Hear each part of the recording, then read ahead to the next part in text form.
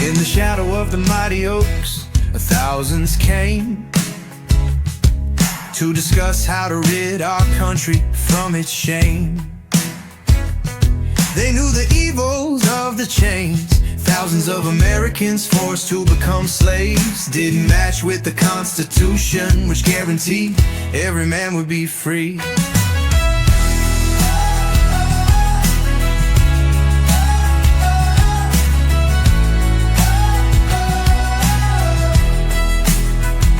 They called themselves Republican in this little town of Jackson, and they knew their fight for this worthy cause would change the nation's fate. They took an oath for unity, and that passion still remains today. Many fights have been won, but many more are still to come. We know it won't be easy to defend this land of the free. The Jackson County Republicans stand together. We are JXN GOP.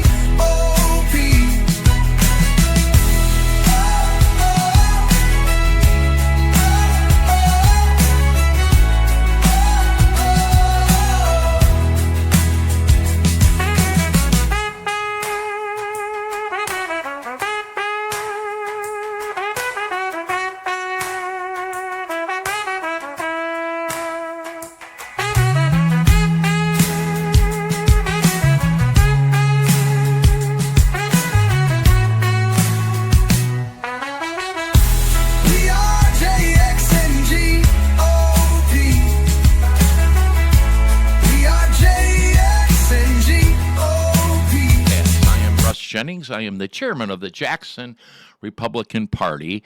And don't forget that Jackson is the birthplace of the Republican Party. This is the official podcast of the Jackson GOP. We do this the last Wednesday of every month. And we like to bring on different candidates or people, guests, and then also talk about upcoming events happening within the next month with the Jackson GOP. Of course, right now being campaign season, statewide, local here in the city of Jackson, we've been trying to bring on candidates for local and statewide candidacies. So we're going to do that today. I do want to mention before we get going that yesterday was Juneteenth. And today in the city of Jackson is the Juneteenth celebration in downtown Jackson. All kinds of cool entertainment and great food I'm expecting. And the Jackson GOP has a booth down there. They're down there now. They just sent me a picture. I don't think it starts until 1 o'clock. But make sure you get down to the Juneteenth celebration in downtown Jackson and find the Jackson GOP booth. We're giving out free bottles of water, and we're educating people on what Juneteenth really is. And Juneteenth is not a DEI event. It is a celebration of the freedom of slaves many, many years ago. We can talk about the history later, but we're down there educating people what Juneteenth really is, and free bottles of water, because I'm sure there's a vendor down there selling bottles of water for $4. Just come over and ask our crew, and they'll give you a bottle of water. On that bottle of water, though, it says what you see on the screen here, Jackson GOP. So here we are today. I do want to also say I haven't hosted this show in a couple months. The intent to this show was to bring on different hosts, and we've been lucky enough. I think we had Chris Baird do it a couple months ago, and then Marcy Jankovic did it last month. And now it's my turn again, so I'm pleased to be here today doing another episode of Under the Oaks podcast. Today's guest, candidate for City of Jackson Mayor John Wilson. I'd like to welcome him to the show. And there's John. Welcome, John. How you been? Well, hey, doing great, Russ, and thank you for having me on. What an honor to be on with you, our chairman of the Jackson County Republican Party. Well, thank you very much. John, you are not unfamiliar with this studio. You do host the Hits Home Jackson show. You haven't done one in a little while, but you were just talking to Kevin about how you might come in here and do another one, especially since it's campaign season and you're in the middle of, what is it, 4 people or 5 people running for mayor? There's 5 candidates running to be Jackson's next mayor. And the primary, now the 5 candidates will face each other in the August 4th primary. And the top 2 vote getters out of those 5 will then go on to the general election in November. Is it typical to have 5 candidates? You've ran before. I'm trying to think back. I know there's usually more than 2, but it's 5's kind of a large field, isn't it? This is the 3rd time that I've run in the primary with my name on the ballot, and there were 3 in 21. No, let's make that 4 in 2021 and 3 in 2023. The other time that I ran in a primary, I didn't make it through, but the last 2 in 21, 2023, I did make it through as a top 2 and faced our incumbent mayor, Daniel Mahoney, in the general elections in 21 and 23. John, remind me, it was a terrible loss against Mayor Mahoney, but you were relatively close in that. It was a pretty tight race in the general, and when you didn't get skunked, I remember thinking John did pretty good in both 21 and 23. Just a couple hundred votes in 21, and I'm not sure the amount of votes in the red in 23, but it was under 200. I think 160. Okay, wow. Do you think we talk about a lot, not so much on this show, we haven't, although I'm sure it's come up, but on the Stick to the Plan podcast, the problem with low propensity voters.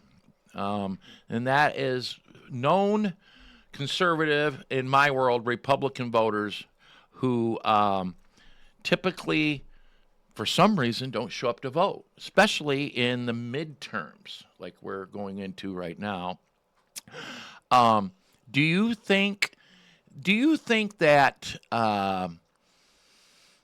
there's a lot of that in the city of Jackson, and how do you think that we can reach those voters to get them out to the polls to vote for John Wilson? In the past, of course, this is our first year that we're running a even year election. True. For the Jackson City Council, Jackson Mayor. Yeah, they changed the. Yes, prior it was odd years. Yeah. So there was no going to vote for whether it's a primary or general election for governor, president, U.S. senator, state senator. So sometimes back then it would be just all on their own. It was just the Jackson City Council or the mayor they were voting for. And you throw in voter apathy, and that equaled out to a very low voter turnout in both primaries, especially the primaries, and into the general. Do you expect a better turnout then, since it's a governor's race in November? Well, the primary across the board, the August primary, the ballot in the city will include other choices other than just the city council or mayor's race. So I would expect that voter turnout would be better. Yes, much better. And I'm anticipating a much higher voter turnout in the primary. And that's what, of course, what I'm focusing on right now. I've received the voter list for the 2024 City of Jackson primary voters. And, of course, that was a non-city council, non-mayor year. But primary turnout in 2024 was a very decent turnout. That was presidential year.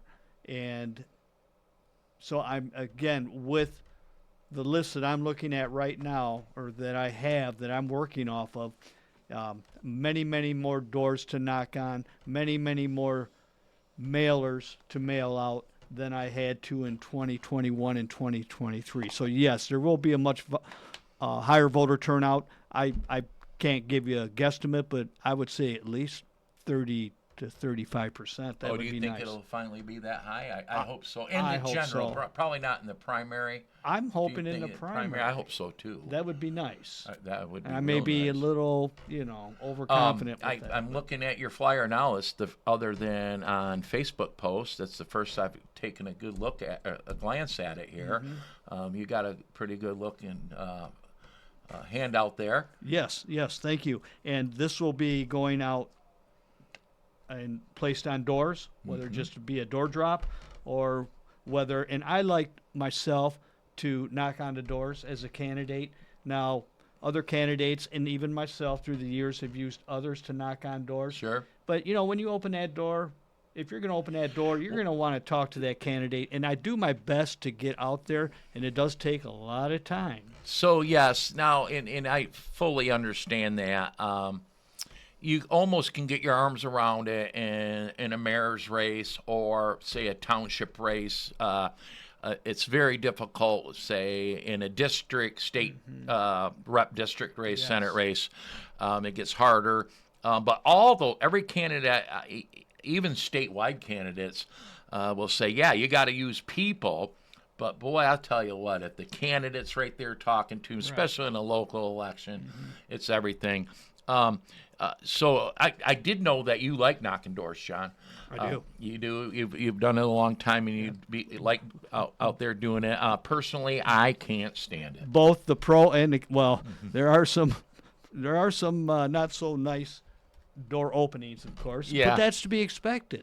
And I mean, I've been kicked off of properties. Wilson, get off of my property. Well, you've probably also been offered a glass of iced tea or lemonade from yes. many of them too. Well, So it's a two-way street. They invite you in and want you to sit down and talk, and that is all just great. So I do not like knocking doors. I've done it. I belong to an organization that knocks on a lot of doors, and I've ran my own races where I've knocked on doors. And I personally don't like it. I'm one of these where I really don't want you knocking on my door, and I'm going to tell you, John, I'm a little scared of dogs. Oh my goodness! I'm not. I've got a few stories on dogs. I'm not deathly afraid of dogs. I was bitten as a child, and so I'm really. Dogs do their job. Yes, they That's do. their job to protect their home, and you've seen it before where two dogs come running at the screen door and they jump on it, and you're waiting for that thing to pop open. I'm a little leery of that, but door knocking, one-on-one, is where it's at, and you know that. And I love talking to voters, absolutely love it. Yeah. But the process of knocking doors to do so, I'm not comfortable with. So I do like it when I find a candidate that enjoys doing that. I really do. Well, it's all part of the process, especially for local elections, and like you say, for district-wide state elections. No, Yeah, it's very hard. Yeah, it's very difficult for that candidate to knock on doors. They may knock on a few, which they should, but very, very difficult. I know a candidate for judge, and I've seen this before, for Jackson County. She did the math, and she knocks 120 doors a day. Now, you can wrap your arms around in a county-wide. If you have a measured, I've got to do this every day, because she feels the same way you do. You can send surrogates, but they want to talk to the candidate. Yes, they do. So she works a full-time job and has young children, but commits to 120 doors a day. But she's knocking doors in the whole darn county. Yeah. I can't say I'm knocking on 120 doors a day. I may drop off 120 flyers on doors, but to knock on 120 doors is very hard. Is very difficult. The dedication to that. But now you're probably out most every day. You'd almost have to be to a certain degree. So with absentee ballots now. Oh, and by the way, they go out, and I believe next week. I think so. Yeah, they go out next week. It's changes everything. Whether it's going out dropping flyers on doors, knocking on doors, advertising, it has changed everything, and it has made it more difficult. It has, and not to go too far into this, I've been keeping up on the challenges of local clerks and how difficult that has been for them. Campaign season is here right when they get done with another one. It's cost communities a lot of money with early voting. I'm not so necessarily opposed to early voting. I wish we'd just go back to election day, but it's here to stay.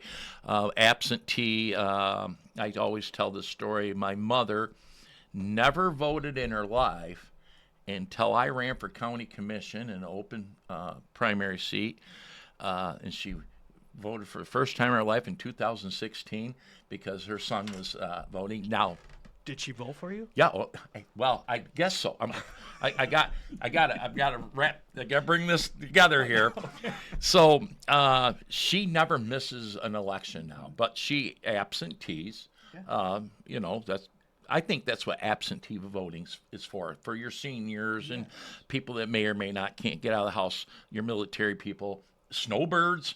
I understand it. I'm not a fan of everybody just No gets excuse. Absentee voting is. It's here. It's here. I believe is. I don't want to say the demise of our. Well, what we feel. Is, should be an election that is free of any kind of. It opens up to fraud. Yes, it does. It opens the. But door like you wider. said, we potential don't need, fraud. Yeah, we don't need to go down that No. road. But no excuse. Absentee voting is here, and it has changed the whole process of campaigning.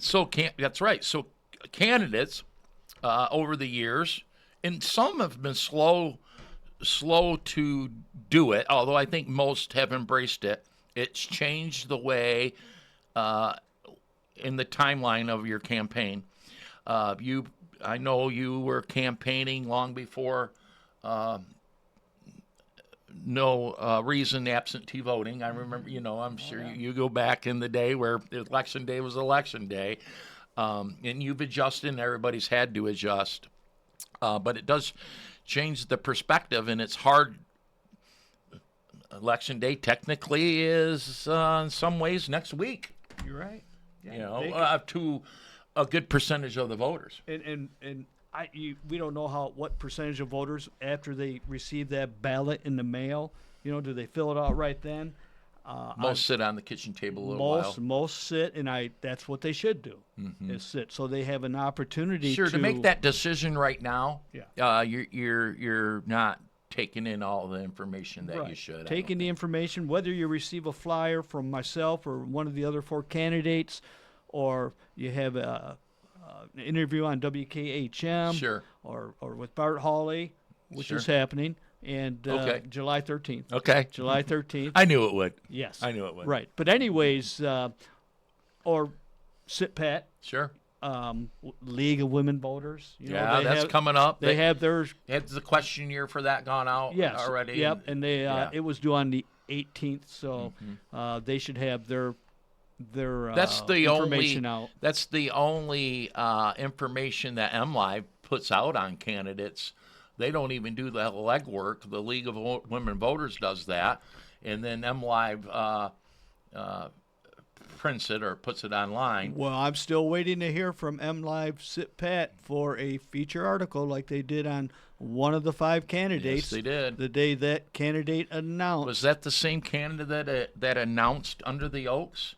Yes. Yes, that guy. What was he doing there? I invite everybody to go to JXNGOP.org and see the chairman's statement in reference to that. Yes, you put out a statement that was necessary to have out there, so you could inform those who took the time to read that statement, and I'm sure thousands did, as to what that candidate was up to, and he was up to no good. And John, the city of Jackson, the mayor's race, or if it was council, is nonpartisan, and a lot of candidates try to play that nonpartisan role.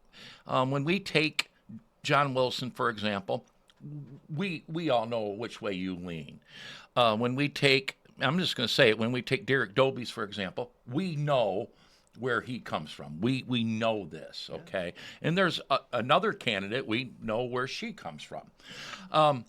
And then there's some where, gosh, they kind of are in between, but then again, I don't think they're up to speed on how to proceed as mayor. You and I talked about that prior to the show.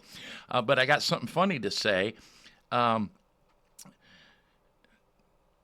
You are a great conservative, but a particular county commissioner, those are partisan races, a Republican county commissioner, once said, boy, John's a great conservative, but he isn't always the best Republican. And the reason why he says that is because you will hold Republicans' feet to the fire as fast as anybody else, you know. And Russ, I've even had to put your feet to the fire in a respectful and I actually respect that. Yeah. I love that. I'm in a position to where I can't or shouldn't.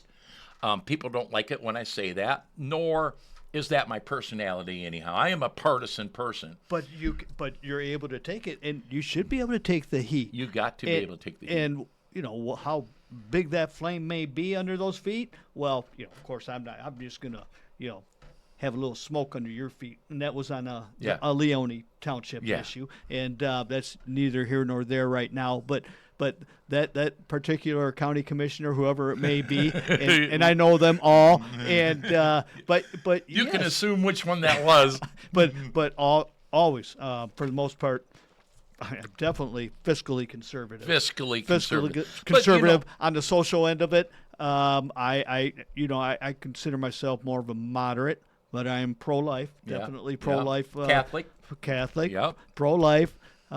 Fiscal conservative. Mm-hmm. That's how I like to present myself. And again, being nonpartisan, when those city voters go to vote for John Wilson, in which they've had a few different opportunities to do so, they know.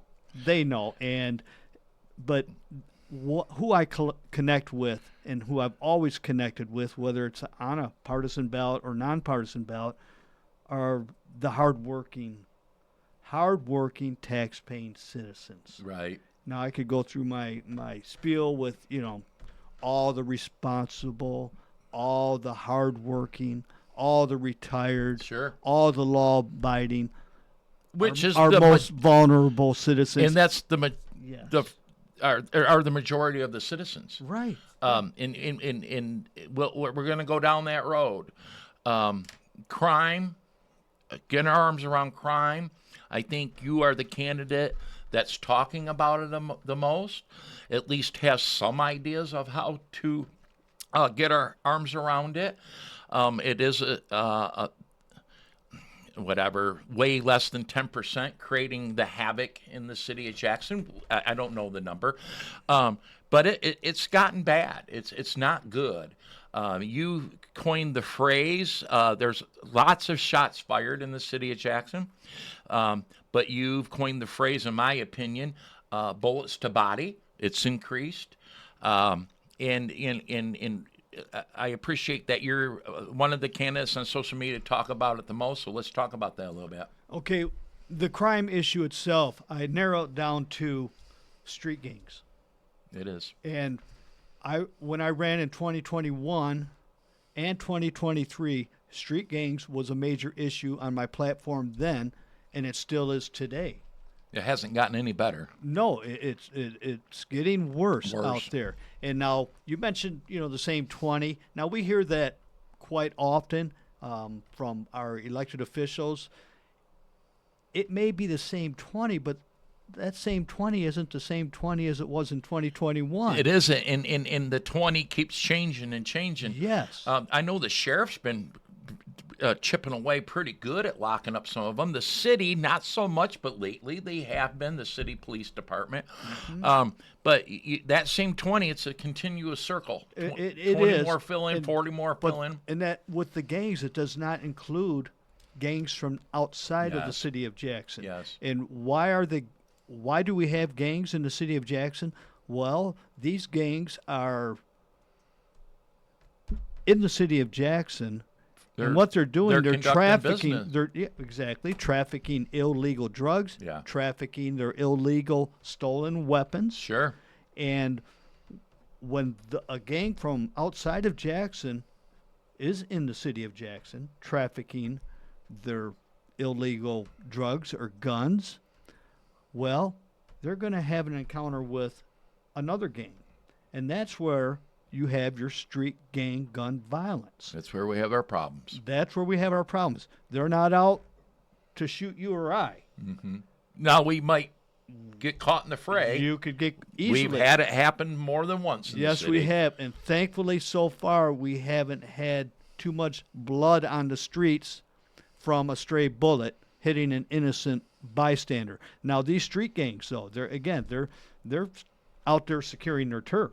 Yeah, they are. Well, in their weird way, they have business to conduct. Yes. And if this opposing street gang is competition, you need to eliminate the competition, and it results to violence. I've been in business before. I know many people that have, and we take other actions where they take the most severe action. And I do know it's funny. I was reading, or interesting, I should say, a social media post when you talked about the gun trafficking in the city. And I always wondered to myself, where are these young people getting these guns? And when it's just like dealing drugs. They're dealing guns just like they're dealing drugs. And I never put it in that type of perspective. I'm familiar with drug dealers, but yeah, I imagine younger people, or anybody for that matter, if you want an illegal gun, there's somebody in one of the neighborhoods that has one available for you to purchase. In 2021, when I was running for mayor in the general election, I spoke with two top law enforcement officials, one from the city, one from the county.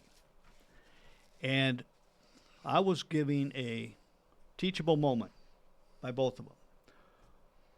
Why they traffic their guns from one town to the next is because once you fire off that gun, the ballistics from that shell casing can be traced to that gun. So it's got to get out of town. So once it's fired off in Battle Creek, Kalamazoo, Lansing, they got to get it out of town.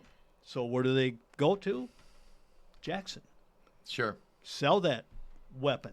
Get rid of that weapon.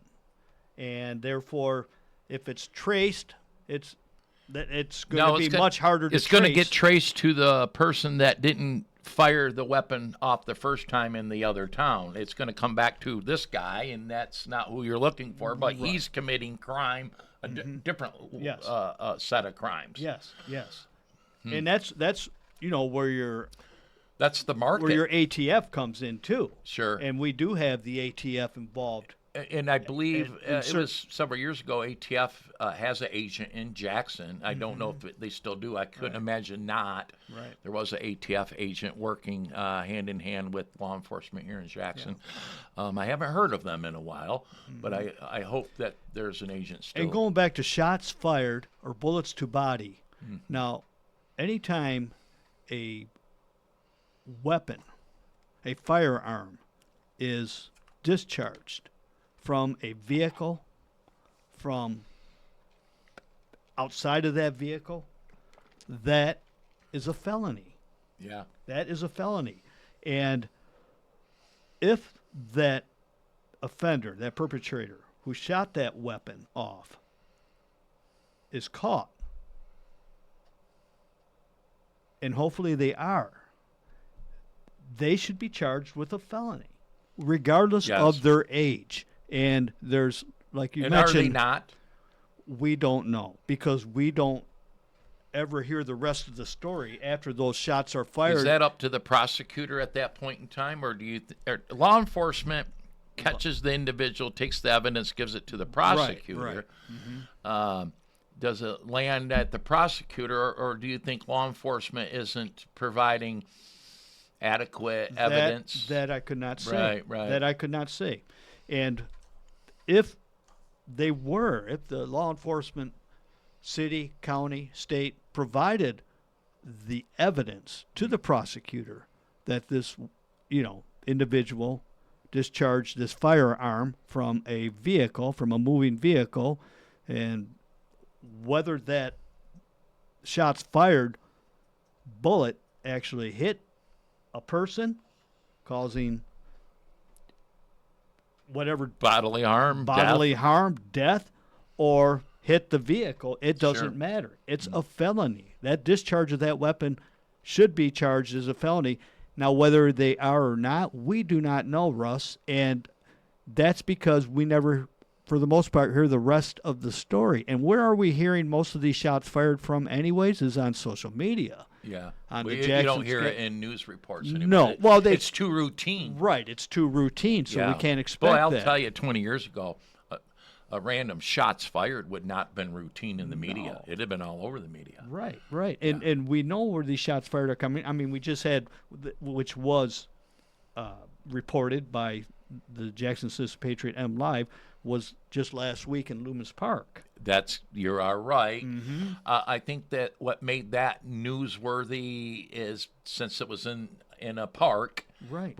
where children and people are enjoying the park, is what made that newsworthy. When there's random shots fired on some random street, whether it's for intimidation or there was a target, that's where the routine comes in, and that's what doesn't get reported as much as it used to. Right. And if it does get reported, we don't hear, okay, that person this one individual was arrested, a youth. Can't say what age. He was definitely under 18 years of age. So anyways, this individual was lodged at the Jackson County Youth Home. Yep. Where that person should have went. Now, is he out today? We don't know. All right. What is he going to be charged with? We don't know. Will we know? Well, if past history indicates, we won't know because we're never given the rest of the story. Do you think that, and it might not matter, that parents need more responsibility and to potentially be prosecuted at some level when they have their teenage children out committing crime? No, that's a slippery slope. It is. And we've all heard the same, examples being brought to the surface on that, which is okay. So you got babies raising babies anymore. Well, we That's have the problem. That's for the a most social- part. That's a social. it's issue. it's very much a social issue. But as far as that individual, whether he's 14, 15, 16 years Yeah. old, and maybe from a broken home, living Sure. with grandma, living with One of the parents is whomever. incarcerated. The Right, other, right. right. There's But- all kinds of bad scenarios. And this weapon itself, for the most part, I'm sure, and I can't say with 100% accuracy, I'm sure was stolen from somewhere, yeah. and it wasn't taken out of Dad's, gun lockbox underneath the bed or wherever. Many years ago, I had a handgun stolen. There was a person that was temporarily living across the street from my home, and he did maintenance work in the neighborhood, and certain level of trust. And I live in a neighborhood at the time. We rarely locked the doors when we left, and a handgun come up missing. Now, I knew, and eventually where he was staying, they found out later on that he had a very bad. This individual had a drug problem, and more than likely he stole the gun, and then probably traded it to the drug dealers for drugs. I'm going to say 15, but it's probably longer than that. That gun's never been found or resurfaced, so Isn't that something? And who knows that gun by the time? How many hands has that gun, Sure. been in possession of? And has it been fired? Has it caused? sure damage or injury? Right. Yeah. And I even know where the individual at the time was buying drugs in the city of Jackson, and I assumed that handgun. And I'm just thinking of how many scenarios there could be out there. Ended up on the streets of Jackson. Mm-hmm. Now, that being said, when you bring in this whole idea of out-of-town street gangs coming in, owning a hip-hop club, urban youth, Kevin used to call it, in Jackson. I learned that the urban youth, for example, someone from out of town, they looked up to him. They idoled him. They came from a gang there. And sometimes that plays into, but it falls right in the hands of doing business. Yeah. Homeless encampments, homeless. Well, first, going back to those finish street up what gangs. you got to do. Now, going back to the street gang, so what would Wilson as mayor do? Yeah. Well, I would work very closely with the city police chief Sure. and the Jackson County sheriff. I'm not saying that our current mayor doesn't, Yeah.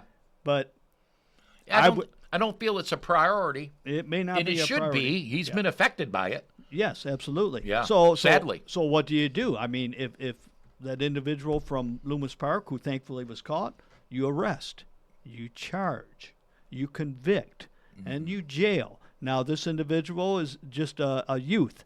So, of course, he can't be placed in the Jackson County jail, but he was placed in the Jackson County Youth Home. You sure hope he's still in the youth center. But Right, and we don't know. And that's where priority should be given to these individuals who are out committing these very violent, serious crimes that involve felonies because of the discharge of that firearm. So yes, and then again, and I'm all for rehabilitation programs, but rehabilitation should commence after these individuals are caught while they are incarcerated, whether it be the Jackson Youth Home, Jackson County Jail, or serious enough, the State of Michigan Department of Corrections. And John, you and I both know, although I'm sure they could be more services offered in the jails, in the youth center, and in the Michigan Department of Corrections. But we also know that those programs do exist. They do exist. Especially, we do know that they do exist in the Michigan Department of Corrections. The county County jail. Our county contracts with Lifeways That's for these types of services. Now that would be for the county jail. Whether Sure. they provide services to the youth home, I don't know. I question the effectiveness, though. You know, and An individual can only rehabilitate themselves So if they choose to. to rehabilitate. All right, no one can say that good programs in the community could potentially help criminals, youth and criminals. We've provided a lot for them in that spectrum. It seems though we throw money after money and we're not seeing the results. It reminds me of the education system here. We just keep throwing money at it and we're not seeing the results. I don't have the answer to that. I don't know if you do either. There's candidates that's all they want to do is provide community services. More services. Yeah. In fact, the other 4 candidates that will be on the ballot for the primary, I've everything that I read that they want to do only enlarges City Hall's responsibilities to more social services, whether it be for rehabilitation or whether it be for some type of welfare program or whether it be to for City Hall, for the city taxpayers to pay for legal services of every Jackson City resident involving city civil matters. No, that is not City Hall's responsibility. Now, let's go on to the, with that, our neighborhood streets. Yes. That is a City Hall responsibility. And so ignored. It's wherever we live, whether it's City of Jackson, Leone Township, Summit Township, those Summit Township residents got so, unfortunately, they just thought there was nothing else for them to do but to pass a millage. Paying more. And it was, no, I'm not going to even focus on Summit Township or Leone. Sure. I'm going to or just the city. Focus right here on our city I streets, gotta which have been neglected for decades. The city streets are worse than any of the township streets. And that's saying a lot because the township streets are in bad shape, especially the neighborhood ones. But the city, I avoid cutting through the city. I have a route that goes from Michigan Center. We all have our routes. Here to the Commonwealth Center.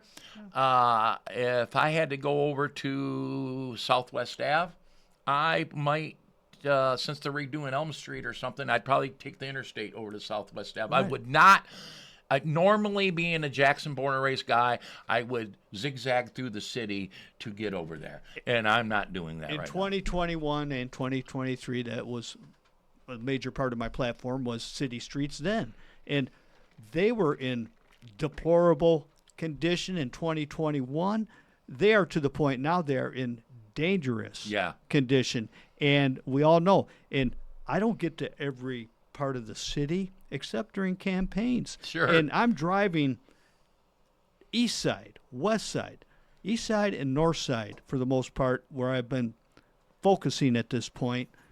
Those streets, it's just unbelievable. These neighborhood streets, not the major streets. Sure. These neighborhood streets are just in so much more worse condition than they were in 2021 when it was a major issue then. It's just unbelievable. Now, why have they been neglected? And it's the fault of current and past city councils, mayors, city well, for the most part, I'm just going to lay the full blame at this point on past and present city councils because they have not prioritized street maintenance, neighborhood street maintenance enough to, you can't fix all the streets at one time, of course. That shouldn't be expected. Can we focus on the worst and start doing something? There we go. And, oh, my goodness, I had one supporter who signed my petition. I went to her house back in early April with my petitions to be signed and went in and we had a nice chat. And she said to me, she says, I'm not going to say where she lives, but she lives on the far east side. And she says, she told me, she said, I don't even get my friends to come over anymore to visit. And she's, a senior. She said because of the conditions of the streets to get here. You got to park a couple blocks away and walk in. It's just so By the way, you can't hardly walk in. Our sidewalks are in deplorable shape, too. Right. And, of course, the city, puts that responsibility on the homeowner. They sure do. So let's not open that can of worms. Right. Next thing you know, they're going to have all the homeowners replacing their So sidewalks. anyways, Wilson, how are you going to fix our neighborhood city streets if you're elected mayor or when you're elected mayor? Yeah. General obligation bonds. Now, I've been dogged out about these general obligation bonds. Well, okay, the city takes out a 15 to 20 million general obligation bond or bonds, and that has to be paid for by the taxpayers. Yes, it does. But you know where that money comes from? The general fund. It doesn't come from our water bills. It comes from the general fund. Or a tax. It doesn't come from a tax increase. An assessment? No, It does not. It comes from the general fund, and the city just passed back in April $30.86 million 2026-2027 general fund budget. And you know how much they allocated out of that? $70K or something. $72,000 for neighborhood street construction. Now, there's money allocated for maintenance, that goes into the Department of Public Works, but $72,000. So, let me explain this to me. So, the city benefits from Act 51 money. Money comes in through the state, through gas tax and all their other schemes. Now, that money comes in and goes directly to, the Department of Public Works. That money doesn't go to the general fund.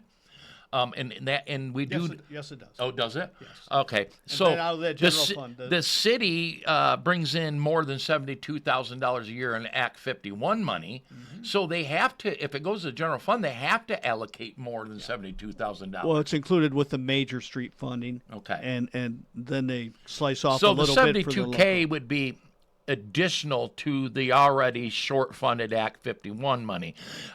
They need to increase that significantly.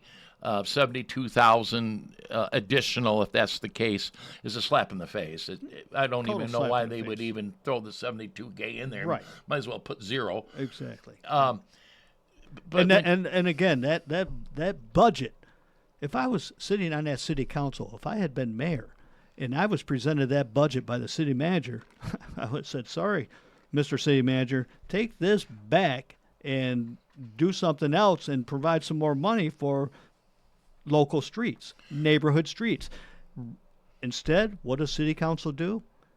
Vote unanimous to pass that $38.6 million budget without any discussion or debate. And they had one public hearing prior, like, per law you have to do. And there were some bits and pieces that was discussed, very, very, very little on this budget. Yet they just blindly, vote in the affirmative to pass this budget. And they didn't read it all. Of course not. And any one of those city council members should have just said, no, I can't vote for this budget. Nor do they give council members, I don't want to give them out here, enough time to review it and study it and know it and learn it. But as a council member, it's your obligation to with a try to fine-tooth understand it the best you can. And prior to voting, ask questions.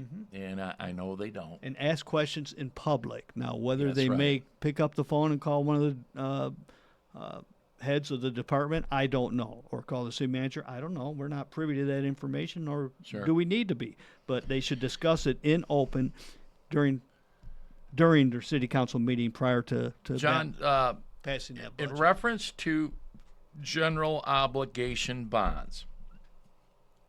All right. So that's a loan to be paid over 20 years, 30 years, and it would come out of the general fund. General fund money is already hogged up every year. So in order to pay for that without increasing taxes on the city property owners, they would have to they'd have to not spend on something to pay those bonds. Yeah. What would you suggest that they not spend on? Currently, How would they get paid? Currently, City Hall is paying down bond debt on 10, 11 different bonds. And sewer couple- water has a lot to do with that. And a couple of them are general obligation bonds. I was just at Martin Luther King Center Thursday night for the forum, and one of the candidates was discussing, I think candidate Dobies was discussing how while he was mayor, they put in $2 million into the King Center for renovations. It's very nice. But he didn't say where that $2 million came from. That $2 million came from a general obligation bond. Oh, So that's being paid out right now from the general fund. Do you have to cut services? Well, some need to be cut. Yes, some departments need to be cut. or programs. Or programs, yes. Programs, departments could have their funding cut. Now, with this general obligation bond, again, it's not the fault of the homeowner who lives on these streets, who when their streets are fixed, who have been assessed thousands and thousands of dollars just to make their street drivable. It's whether it's a mill and pave or whether it's a total street reconstruction, it's not their fault. The streets were neglected for years from City Hall. And that's why they're in the condition they are. So they shouldn't be punished with having to pay an assessment. Now, so could that thousands and thousands of dollars be lowered to maybe $1,000 to have a nice mill and paved street? $500 to $1,000. Offset. Not Yes. pay for 100%. Right? Yeah. Offset. So yes, it could be. Now think of that $38.6 million budget. You know how much they're projecting to have in the reserve fund at the end of this fiscal year? Those numbers usually. Just under $12 million. Yep, the county does it. Townships Yes. do it. And- Drives me nuts. Yes, and they're going to be over 30%. They always of their worry about their expenditures. credit rating. I'm like, well, I thought it was a rainy day fund. Isn't it raining? We've discussed this Yes, before. you have. You've We've had shows discussed on this it. before, and a 15% reserve fund is sufficient. Yeah. 12 to 15%. And they 30% I remember is when excessive. 15 was the number. Now It it's was. 21, 25%. Well, with the county, they're trying to reach that 30%. Yeah. The city's going to reach it. What good and is go that over. credit rating if you're not using it? Well, Well, you're using it, but maybe not on things that they don't that we don't feel is a priority. Their priority. so take the city. take some of that $12 million reserve fund and apply it towards local neighborhood street mill and paves. Now, they'll say, okay, Wilson, mill and paves. What good does that do? I'm with mill you. and paves work. It's a Band-Aid. You have to do it. It's a 10-year Band-Aid. You have to do it. It's a 10-year You have Band-Aid. to do it. Those mill and paves can last in good quality condition for 10 years. I've seen current Mayor Mahoney in a city council meeting. I have a township supervisor that says the same thing. He always references the cost of fixing streets, and they always reference the total cost from tearing it all the way out, curb to curb. They always reference the total cost, and when they throw that number out there, it's huge. And the mill and pave concept is where we're at, and I always reel in my township supervisor with, no, that's not what we're talking about here. We're in a situation, especially the city, to where we need, give it a 10-year run, and there's maintenance that it can occur to get a good 10, 12 years. Some roads got resurfaced several years ago in the township I live in, and there's this maintenance procedure that you can get maybe up to 15 years out of them if you maintain them correctly. I'm with you, John. You in your His Home Jackson show talked about that and made me look into the significance of a mill and pave type of process. So now, real quick before we move on to the homeless problem and homeless encampments, could ARPA money been used to fix Yes. city roads? Yes, it could have. And not a dime of it was used for that. Not one dime. The city received just over $31 million. $31 million. And not one dime went to our neighborhood streets. MLK's nice.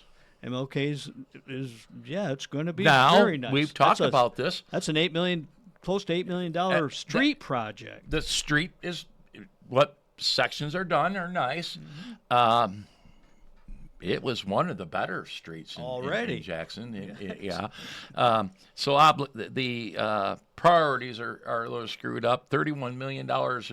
And boy, they've thrown that money around in a lot of areas, but not one dime to streets. Thankfully, they spent some on water and sewer. Sure. Infrastructure. Did that lower your water and sewer rates in the city? No, they're still going up. We have another increase in this fiscal year that we'll be having, and that'll make over 110, 120% in the last 5-6 years. God. So anyways, yes, ARPA money could have been used to fix and maintain our neighborhood streets. As our next mayor, you won't have, hopefully not, you won't have the opportunity to spend ARPA money. No, ARPA That's money water has under to the be, bridge. Yep, it's water under the bridge at this point. Nothing that can be done, so let's move along. Let's move along. Yep. Homeless. Okay. I don't think you and I are going to solve the homeless problem today on the Under the Oaks podcast. But what we can drive down a little bit before we run out of time is homeless encampments. And you have been pretty vocal on the homeless encampments, especially downtown Jackson. And you and I both know business owners. I have a great friend of mine that owns quite a few businesses in downtown, and it's a huge concern. It's been a concern to him with the panhandlers for many years, but he's used to that. Yeah. He's used to that. We've got a whole new beast on our hands, and that's people just sleeping in the flower beds or on a park or on the steps of a church or the public library. And I think that might be a tough one to combat. But something you said, John, when you say the encampments, I always think of this. I see it, a couple of shopping carts with their crap in it. I understand you're homeless, you got no place to be, that's your world. I don't know if you've ever looked in those shopping carts. Rarely is anything in there worth saving. It's part of mental illness to where they collect the dumbest stuff. Those are the mental illness part of the homeless population. Yes, not all are. No, not all are. Okay, I mentioned in a Facebook comment when you were talking about the encampments, if I owned a property in the city of Jackson and I had that stuff sitting in my front yard, the city of Jackson would fine me for that.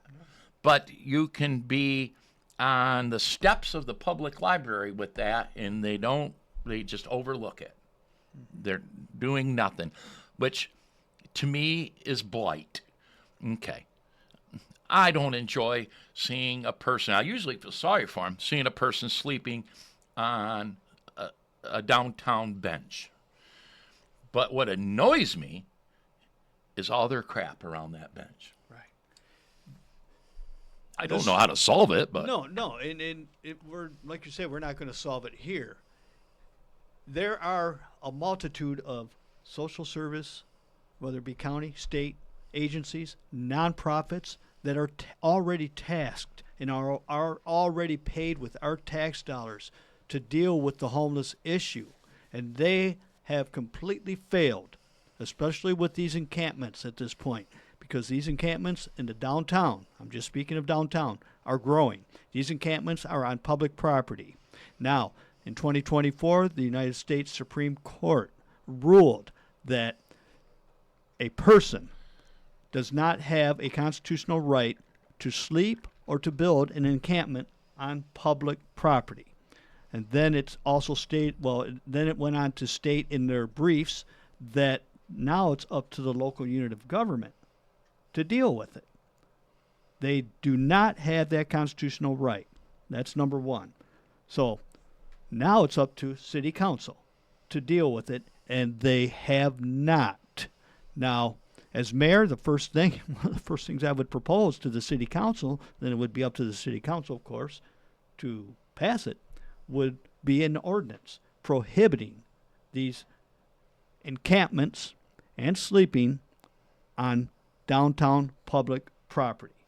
So basically, City Hall would treat public property just like a private property owner can do. If you own a business in the city of Jackson and you're fortunate enough to have your own parking lot, you own that parking lot, you can shoo them out for loitering every time you see them. Mm-hmm. It's totally up to you. They almost need to, and you're saying that they have the right to do so with an ordinance to basically do the same thing at private property owners. Yes. You've got to move on. Yes. It's public property. It's our property. It's our property. Now, you and I, we both have empathy, compassion. Where should they go? Right. For the homeless. We do. And there's all different various factors that why they are homeless. But we won't get into that. That's up to the social worker to take care of. Where are they? Yeah. But anyways, they have completely failed with these encampments downtown. I was approached after the forum at MLK on Thursday night by a representative of United Way, and she tracked me down and she says, well, why was it you called out United Way and on this homeless issue? I said, well, isn't that what you're supposed to be doing, is helping the homeless? She says, we receive money for it, but we then distribute that money to other nonprofits or whatever. And some nonprofits haven't utilized the money correctly to help the homeless. No, they haven't. And we won't go down that road today, too. And I'm thinking of Will Hastings when I say this. There's been, not Will himself, but Will's been critical of money's been provided to help alleviate the homeless problem. Nothing. Well, we had over $200,000 allocated from city council to a local nonprofit that was supposed to open up the T.A. Wilson School as a homeless shelter, and we've yet to see it. And they've also received, of course, state funding. Yes, they have. Yes, they have. Up to $500,000, I believe. But anyways, I hope that's not a payday. But as far as these nonprofits are concerned, get on the street. And I mentioned to this person from I don't think they United have Way, I on said, the pulse. have you been down to these homeless encampments? There's two major ones. Yeah. One on the stage at Bucky Harris Park, where they just throw out their sleeping bags, their blankets, whatever, and sleep right there on the stage. Oh, boy. And then, of course, heading west on Michigan Avenue there to the library area. They used to go out in front of the Hayes, but that's been blocked off with fencing. But anyways, no, I said, have you been down? Has anyone from the United Way been down to these encampments and one-on-one with these individuals? Well, we don't do that. We allocate our funding that we receive to other agencies to do it. Well, have they? No. Nobody has been. So these local nonprofits have totally failed with this. And now, again, going back to compassion and empathy, yes, The we ones have that it. the ones that have been significant, they're barely scratching the surface. Right. Interfaith Shelter, for example, they're They're barely adding on. scratching the surface. Yes. But a lot of these homeless, now, compassion, empathy, yes, of course we have it. But I mentioned Thursday night at the forum. Okay, we hear of all this. Everyone has compassion and empathy for the homeless and these encampments downtown. But you know who I have compassion and empathy for? Are these business owners, Yes. these downtown patrons I who was are just gonna mention who are them. patronizing these businesses, going into the library. What about them? What are they encountering? They don't want to see this blight. John, I had a Michigan GOP meeting here at the Jackson GOP headquarters last Saturday. We were very excited to provide that for them. But members from the state committee came from around the state, and we had hotel blocks for them, at the north of town hotels, and because we knew they'd be here Friday, and they always provide a pizza and politics. And they said, Russ, where should we do pizza and politics? And I won't mention where we did it, but a downtown business. And I arranged it, and we had a wonderful time. It went off well. But leading up to the pizza and politics night, nothing I could do about it. In the back of my mind, I worried about the impression that downtown would give to these people coming from all around the state. Are they going to be approached by somebody asking for money? Are they going to witness the homeless encampments? Although many of them live in cities with the same problem, but many of them don't. You get way up north, this is a new experience. I was worried about their experience. And I will say 5, 10, 15 years ago, you never worried about the downtown experience with the growth that we had downtown. Experience you're going to have downtown is fun. That's right. And now they did have fun. We pulled it off without a hitch. Right, yeah. We walked from Still going to have fun. We walked from one Michigan Ave establishment to a place over on Pearl Street, sang some karaoke, and things were fine. Sure. But why should I worry about that? They're diminishing the work and all the effort from the business owners and the money City Hall's put into downtown. Right. They're diminishing that with these problems downtown.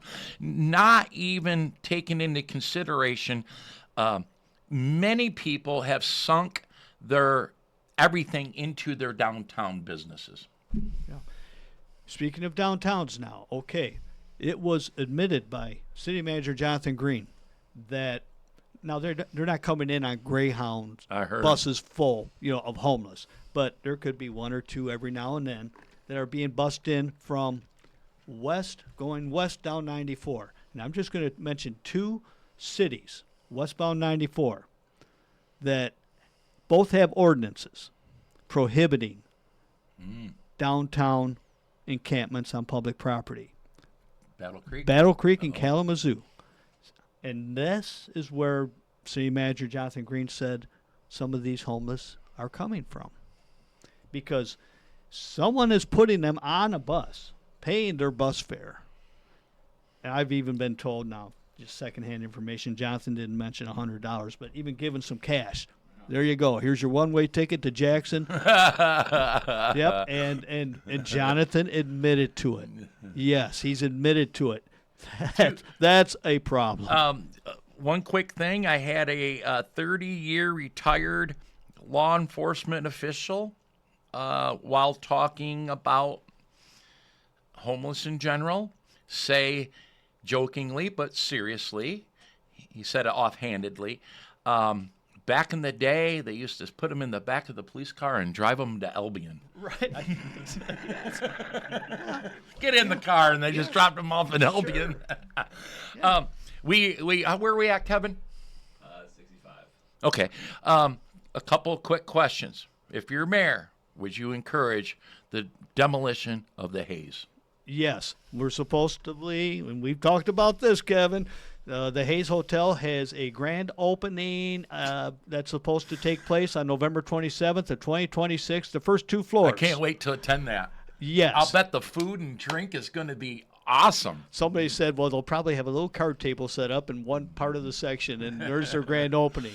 Ring-a-ding-a-ding, I have awesome. been in full agreement with you for many, many, many years that the Hayes should have come down a long, long time ago. Long time ago. And enough tax dollars have been sunk into that dinosaur. And yes, there are those preservationists that want to keep it around for whatever reason. I'm not sure, but we had preservationists with Tiger Stadium also, and if they ruled the day, then Tiger Stadium would still be standing, and that's where the Tigers would be playing this afternoon. Thankfully, they're not. But anyways, the Hayes. If this grand opening, a big grand, and I'm talking 2 floors that are completely refurbished with a restaurant and whatever else they had promised us, if that doesn't happen on November 27th, and I'm the next mayor, I will propose to City Council that the Hayes come down and it needs to be demolished. And what if the current developer, although we know the deadline is not there, but let's don't say forget that they're in court, they're in litigation. That's right right. now, But too. let's say the current developer, out of the blue, started showing significant work being done on the Hayes. Significant. I'm talking it better be significant. We're spending some of that $4.5 million That's right. MADC money. And we're not seeing it yet. Well, you'd have to get council to agree, and if they started seeing the rest of the council, if they started seeing significant work, that might be able to kick the can. But I don't expect significant progress. I expect us losing another lump of money here. I really do.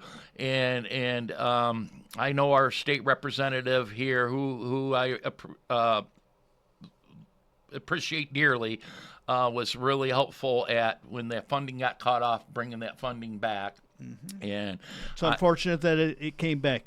Now I thought we had something there. I thought so too. Yeah. I thought so too. And good for some of those state legislators up there in Lansing, those Republican legislators that tried to do their best to cut it off, but it didn't work.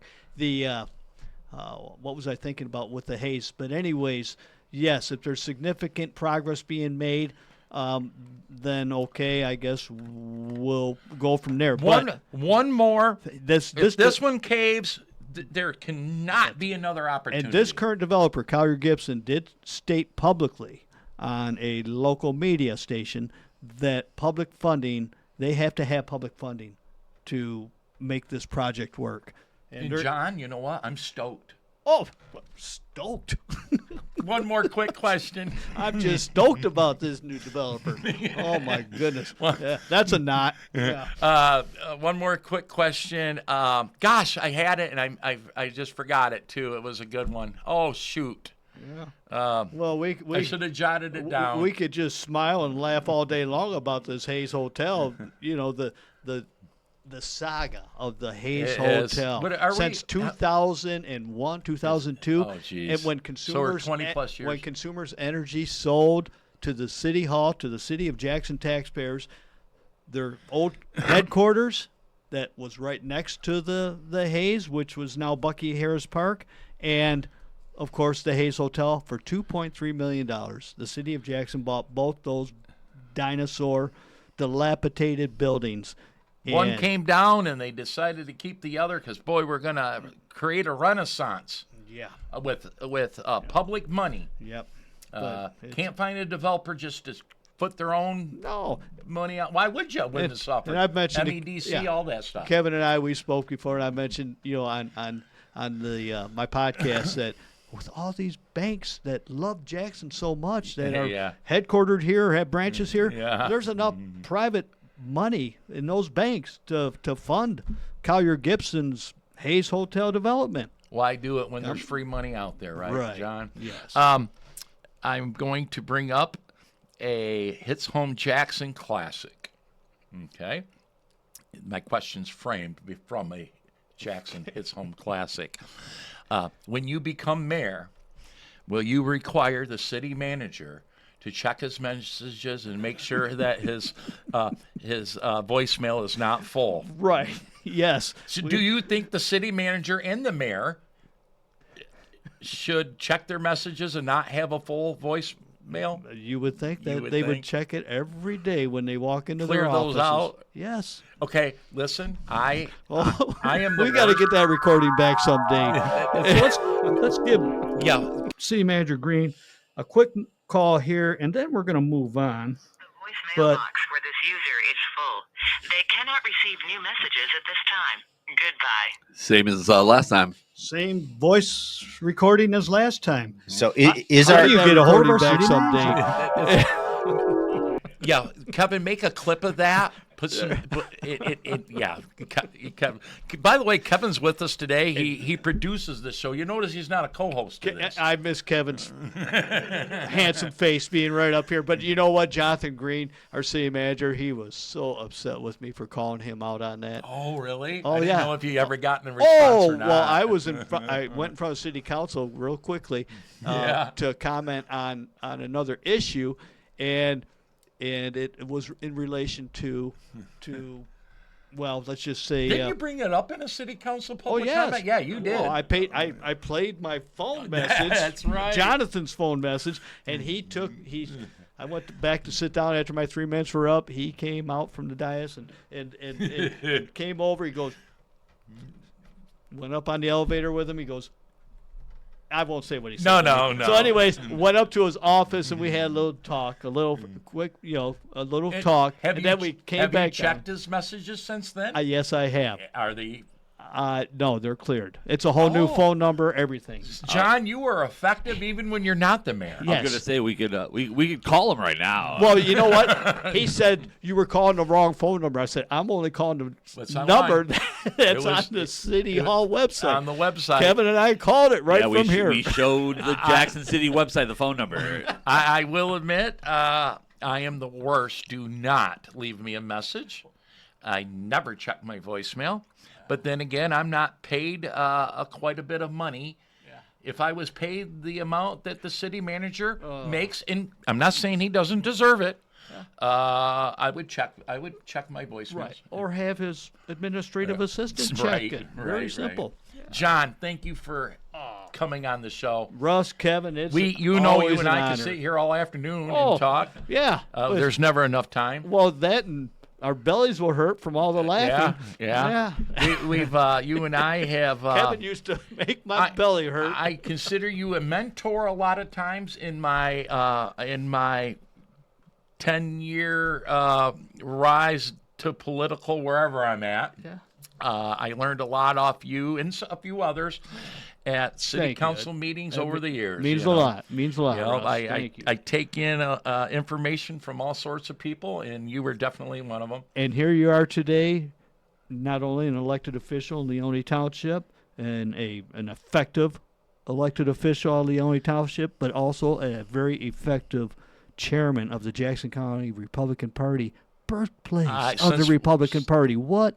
I mean, And we're going to bring that up here in a minute. And I will say this, 2 years ago at this time, when people would ask me so this plays right into the show. If people would ask, hey, Russ, are you going to run for chair of the Republican Party again? 2 years ago at this time, I was very uncertain.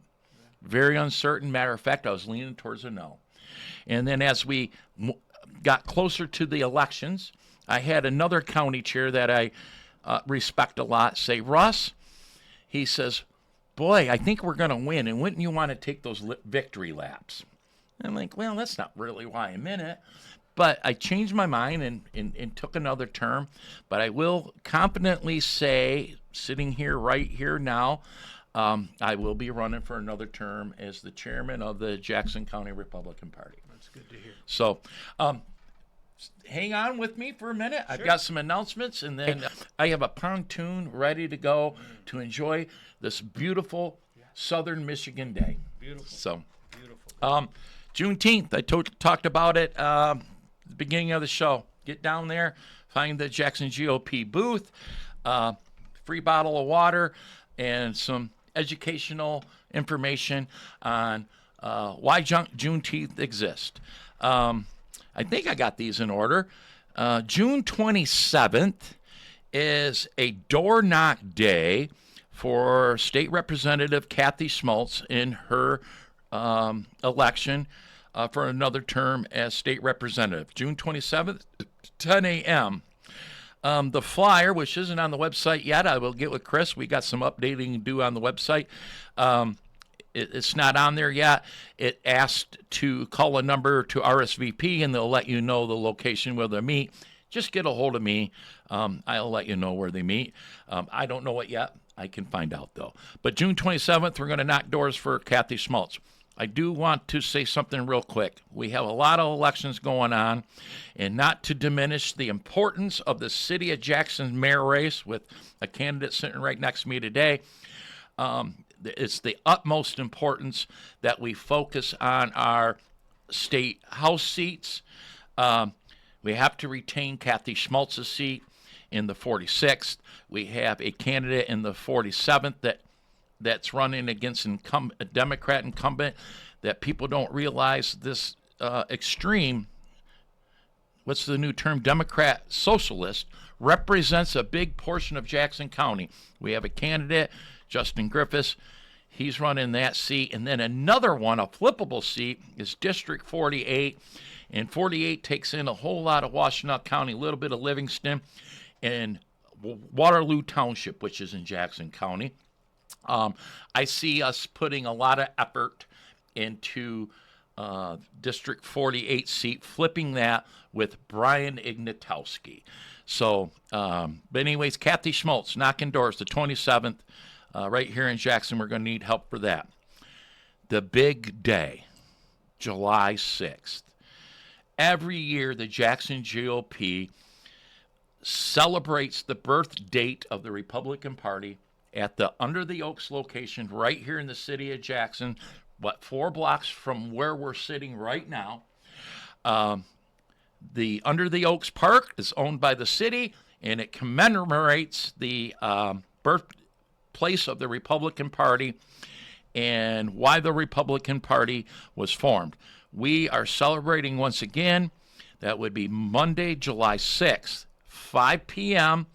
to around 7 p.m., being the 250th year anniversary of our great nation. We're going to try to make it as big as possible. It's headlined by candidate for U.S. Senate, Mike Rogers. A candidate for Michigan Supreme Court will be there, Michael Warren. Co-chair of the Michigan Republican Party, Sonny Reddy, will be there. All the candidates for local state house seats will be there. A candidate for state senate representing most of Jackson County will be there. And we're still waiting on other confirmations. I expect 1 or 2 candidates for governor to be there. So July 6th, 5 o'clock, Under the Oaks, JXNGOP.org for more information. By the way, there's a lot going on. July 8th, Jackson County, Washtenaw County, Livingston County, Ingham County, and surrounding counties are having a fundraiser, an event in Stockbridge at a winery to help fundraise for Doug Lloyd for Attorney General and Anthony Ferlini for Secretary of State. Our volunteers are making yummy appetizers, and we're all converging on Stockbridge. Stockbridge is in the middle of all those counties, and fundraiser for those 2 great candidates. Once again, JXNGOP.org. July 13th, I'm very proud of this one here. I was contacted by the campaign manager for Anthony Ferlini for Secretary of State, wanting to do a fundraiser for Anthony Fellini right here in the Jackson GOP headquarters. I've got to say, all the years I've been involved with the Jackson GOP, candidates never used to come to us for anything. They come to us now for stuff, and I'm very proud of that. We have the space available to put on a fundraiser July 8th. I think that's at 5:30 to 7:30. Fundraiser for Anthony Fellini. Once again, JXNGOP.org for more information. July 14th, Ignite the Impact. Okay. I've got people that surrounded me that like to promote in awesome ways. You think, what's Ignite the Impact? Well, what they do is they make a fancy flyer and say Ignite the Impact, and they make you go to JXNGOP.org to find out more. But what that is, it's a we're doing a 10x votes celebration. And Lance Griffin from 10x Votes will be here to talk about how to use 10x Votes. But we're going to have a 10x Votes celebration, a party, and it's designed for precinct delegates and volunteers to get together and eat some yummy food and hang out right here at the JXN GOP headquarters. Ignite the Impact, once again, JXNGOP.org, and I'm almost done. July 30th, I am excited about this one. July 30th, we're doing a business roundtable right here at the GOP headquarters. I believe it's noon until 1:30 or 2. We're going to feed business leaders within the community lunch, and it's going to be hosted by State Representative Kathy Schmaltz, and we're trying to connect local business leaders to our state representatives, state legislators, county commissioners, maybe mayor one day, how to connect them and how to get them involved with the Jackson GOP. We want to create a situation to where we want to ask, what can we do to help you, not what you can do to help us. We're turning the tables here. We're in a position to help small businesses. So Small Business Roundtable, July 30th, right here at the Jackson GOP headquarters. And one more thing that hasn't been booked yet, the monthly Under the Oak Speaker Series has not been booked. I'm trying really, really hard to get Mike Cox here, candidate for governor for the July Under the Oak Speaker Series. I will have more information on that the first of the week. So yes, a busy July, end of June, and busy July for the Jackson GOP. And don't forget, you can always go to JXNGOP.org for all the information that you need. That's it. Producer Kevin, thank you for producing today. Thank you, Kevin. My friend John, good luck on your race. Thank you, Russ. And thanks for being on today. And go out and enjoy your day. We are JXN.